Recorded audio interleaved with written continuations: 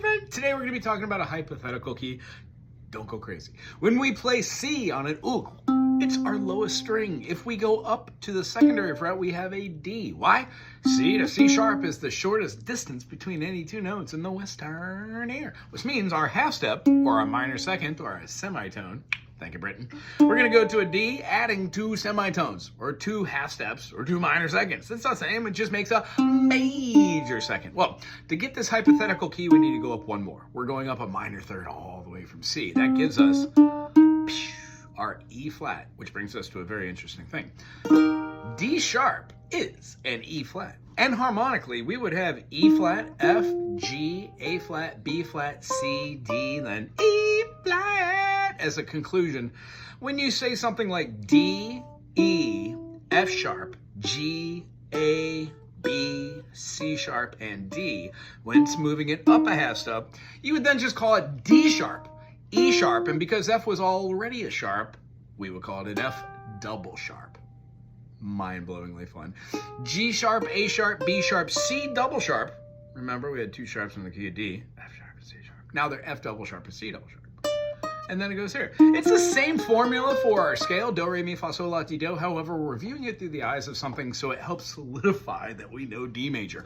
And for that matter, D flat. D flat has 5 flats. Why? D major has 2 sharps. There are 7 notes in a scale, whence taking away the F and the C. Get on there, huh?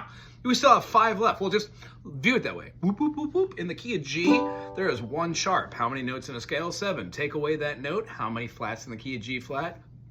The only note in the key of G flat is that F. I hope that's awesome. If it is, subscribe to this channel. You'll love everything else. Okay. When we play a D sharp, it's going to look like this, but we're just looking for dyads. So what I'd love you to do is make the chord by holding this here and then barring all these, or if you're not on rock star status, that's okay. We can do 3 fingers. That's good. Bing. There.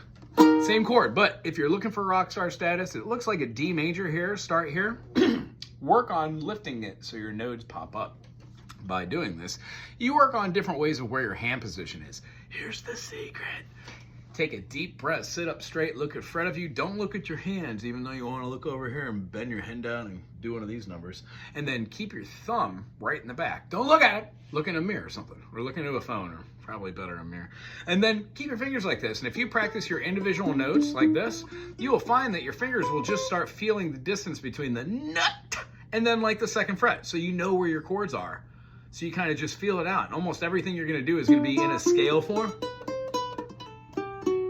So once you figure out that the fingers kind of shift from one quadrant to another, it really changes the way that we view the overall idea of melodies and moving through different chord progressions. So for this dyad practice exercise, let's play that first chord using a bar chord or these, and then play the G string and C string, and then play the C string and E string, and then play the E string and the A string.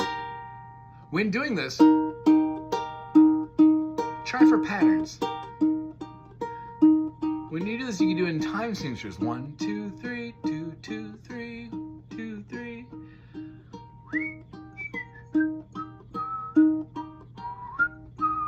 You can just add in another chord that's inside this hypothetical key. If we were doing a D sharp, well, the next chord would be E sharp minor. See if those notes and that pattern adds a little pizzazz to your day.